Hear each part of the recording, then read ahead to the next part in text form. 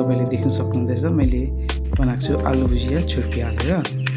And त्यसको लागि चाहिँ फर्स्ट आलुलाई लामो लामो गरिकन मजाले काट्नुपर्छ।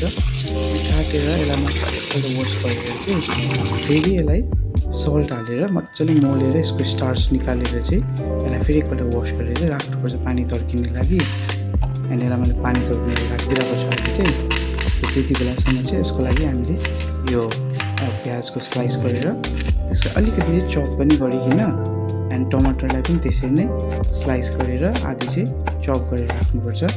एन्ड त्यसको बादमा अलिकति लसुन त्यो एउटा गार्लिक फ्लेभरको निम्ति एन्ड आलुलाई चाहिँ त्यसरी मजाले फ्राई गरिकन एकपल्ट सल्ट हालिकन त्यसको बादमा यसमा प्याज, हरियो खोर्सानी, टमाटरहरू हालेर चाहिँ टक्कै हर्दी पनि कम्ती, रङ खोर्सानी एन्ड कम्ती सल्ट फेरि हालेर यसको माथि अब हाल्नुपर्छ छुर्पी।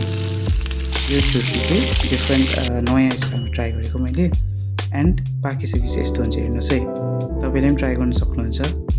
यो चाहिँ जेसँग मिल्न सक्ने आइटम क्या आलु चाहिँ। Thank you, by by.